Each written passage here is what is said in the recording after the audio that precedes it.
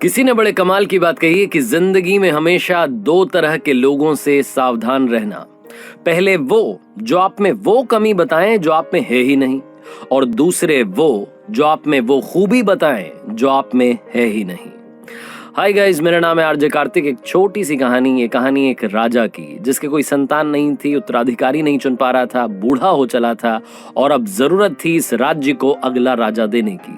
अपने मंत्रियों से बात की तो उन्होंने बताया कि सर आप किसी को अडॉप्ट कर लीजिए। किसी ने कहा कि महाराजा साहब आप तो किसी को अडॉप्ट करने की बजाय किसी को भी आपकी पसंद से चुन करके किसी भी मंत्री को राजा बना दीजिए।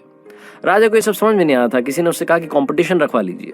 ये सुझाव उसे थोड़ा ठीक लगा तो उसने कहा कि काम करते हैं, किसी भी तरीके की कोई कंपटीशन नहीं होगी, सिंपल इंटरव्यू होगा। जो भी आएगा मुझसे बात करेगा और मैं बात करके पहचान लूंगा कि क्या वो अगला राजा बनने के लायक है या नहीं है। फिर किसी ने कहा कि काम करते हैं, इसमें आप क्राइटेरिया डाल दीजिए कि इस टाइप के लोग ही आ सकते हैं। तो राजा ने कहा नहीं, कोई भी आ सकता है, किसी भी उम्र का व्यक्ति आ सकता है और आकर के अगले राजा के लिए इंटरव्यू दे सकता है। अब ये जो साक्षात्कार वाली बात थी ये फैली पूरे राज्य में, धीरे धीरे लोगों को मालूम चला, गांव में पहुंची, कस्बों में पहुंची, शहरों में पहुंची, तो सब तरह के लोग वहां पहुंचने लगे राजमहल में।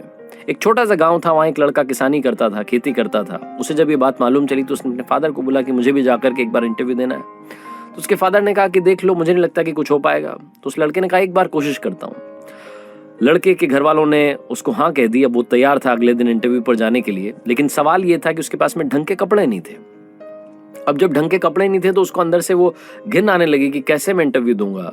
पता नहीं, मतलब राजा को जब वो पहली बार मुझे देखेंगे उसके बाद ही उनका इंप्रेशन क्या होगा, वो जम नहीं पाएगा मामला। उसने अपने फादर से कहा कि क्या कुछ पैसे मिल पाएंगे, घर में ज्यादा पैसे भी नहीं थे।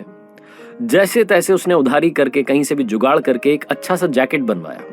पुराने से कपड़े थे, फटी सी शर्ट थी, पुरानी सी पैंट थी, उसके ऊपर वो अच्छा सा जैकेट डाला और इंटरव्यू देने के लिए वो जो नगर था जहां पर उनकी राजधानी थी, राजमहल था, वहां निकल पड़ा। रास्ते में जाते जाते सोच रहा था कि क्या सवाल पूछे जा सकते हैं, किस किस के मुझे जवाब देने होंगे। बहुत सारी अंदर, जो कि हर इंसान के साथ होता है जब भी हम इंटरव्यू के लिए जाते हैं, बहुत कुछ माइंड में चल रहा होता है। वो जो नगर था वो आ ही गया था, परकोटा दिख रहा था। तभी उसे एक भिखारी दिखाई दिया जो कि सड़क के किनारे बैठा हुआ था। सर्दी का मौसम था, ठिठुर रहा था, और उसने इस लड़के से कहा कि बाबूजी क्या मेरी मदद कर दोगे, मुझे कुछ ओढ़ने के लिए दे करके चले जाओ।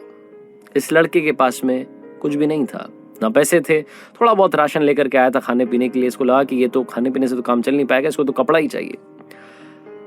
इसने अपने ऊपर देखा तो एक अच्छी सी जैकेट जो कि बड़ी मेहनत से इस तक पहुंची थी, उधारी के पैसे से पहनी हुई थी, जैसे तैसे जुगाड़ करके पहन के आया था कि चलो इससे इज्जत बच जाएगी, कुछ अच्छा लगेगा, इंप्रेशन चला जाएगा। इसके मन ने कहा कि यही उतार करके दे दो। लड़के ने यही जो जैकेट थी उतार करके उस भिखारी को दे दी। उसके बाद में वापस चल पड़ा आगे। उस नगर में पहुंचा, राजधानी में पहुंचा जहां पर कि राजमहल था। वहां गया, जो राजा के सैनिक थे उन्होंने रास्ता बताया कि यहाँ सराय में जाकर के रुक जाइए। 2-3 घंटे वहां आराम किया। उसके बाद में इसका इंटरव्यू का टाइम आया। बाल बाल बना करके, वही पुराने से कपड़े थे, गंदे कपड़े। मन ही मन सोच रहा था कि पता नहीं क्या होगा, अब तो वो जैकेट भी चली गई है, सब कुछ खत्म होने वाला है, सब बिगड़ गया है। लेकिन कोई बात नहीं, अब यहाँ तक आ गया हूँ, पापा पूछेंगे कि क्या करके आया, तो एक बार कम से कम ये तो बताऊंगा कि राजा साहब से मिल करके आया। तो राजा के कक्ष में पहुंचा, वहां राजा नहीं था। थोड़ी देर के बाद में राजा आया, और जैसे ही राजा आया, ये लड़का जो था इसके पैरों के नीचे से जमीन खिसक गई। इसे समझ नहीं आया कि ये क्या हो गया है। वो जो राजा था वो वही भिखारी था जो कि थोड़ी देर पहले मिला था रास्ते में, और जिसने इसका वो जो अनमोल जैकेट था वो ले लिया था। वो एक अच्छा सा कपड़ा जो पहन के आया था वो भी उसने ले लिया था। अब इससे बोला नहीं जा रहा था, समझ नहीं पा रहा था कि क्या रिएक्शन दूं। तो इसने बस ऐसे इशारों में पूछा कि क्या आप वही हैं जो मिले थे। तो राजा ने कहा कि हाँ, मैं वही भिखारी हूं जो थोड़ी देर पहले तुम्हें मिला था। अब इसके अंदर थोड़ी हिम्मत आई। इसने पूछा कि आपने मेरे साथ क्यों किया, ये कौन सी परीक्षा आप ले रहे थे, ये क्या तरीका है, मेरे पास में एक ही जैकेट थी वो भी आपने ले ली, और अब आप ही यहाँ पर राजा बनकर बैठे, आप ही राजा हैं। मुझे तो समझ ही नहीं आ रहा कि मैं क्या बोलूं। राजा ने बोला कि परेशान मत रहो, अगर मैं राजा बन के सबसे पहले तुम्हारे सामने आता तो मैं जो बोलता वो तुम कर देते, तुम दुनिया का हर काम कर देते मुझे इंप्रेस करने के लिए और अगला राजा बनने के लिए। लेकिन मैं तुम्हारे सामने सबसे पहले भिखारी बन के आया, और मैं तुम्हारे असली चरित्र को, असली कैरेक्टर को जानना चाहता था कि अंदर से तुम कैसे हो। सर्दी का मौसम है, ठिठुर रहा था वहां भिखारी बन के, तुम्हारे पास सिर्फ एक जैकेट था। मुझे नहीं लगता कि तुम्हारे पास ज्यादा कपड़े भी होंगे घर पर, बड़ी मुश्किल से तुम शायद ये लेकर के आए होंगे।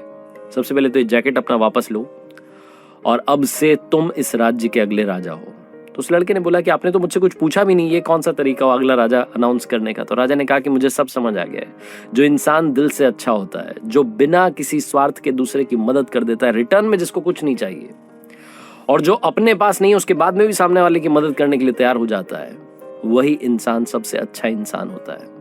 इसीलिए मुझे राज्य के लिए ऐसे राजा की तलाश थी जो सबसे पहले अच्छा इंसान हो। इसीलिए मैंने कोई एज, कोई ग्रुप, कोई भी क्राइटेरिया नहीं लगाया था। छोटी सी कहानी है, बहुत बड़ी बात सिखाती है। जिंदगी में हम सब चाहते हैं कि सब लोग हमसे प्यार करें, सब हमें चाहें, हमारे बारे में काफी लोग जानें, लेकिन सबसे इंपॉर्टेंट चीज है कि क्या आप सबसे प्यार करने के लिए तैयार हैं, क्या आप सबकी मदद करने के लिए तैयार हैं। बहुत ही खूबसूरत सा मैसेज ये कहानी देती है। जिंदगी में सबसे पहले बनना है तो अच्छा इंसान बनो। और मैंने कई बार अपनी कहानियों में कहा है कि पैसे तो हम कमाते रहते हैं, जिस दिन दुआएं कमाने लगेंगे शायद उस दिन चमत्कार होने लगेगा। और वो जो कहते हैं ना कि 1% जो है वो बस 1% से रह गए, वो 1% वाली जो कमी है वो दूर हो जाएगी, और शायद आप मंजिल के पास पहुंच करके वहां पहुंच भी जाओगे और झंडा बुलंद कर दोगे। आरजे कार्तिक हमेशा आपसे कहता है, कर दिखाओ कुछ ऐसा कि दुनिया करना चाहे आपके जैसा।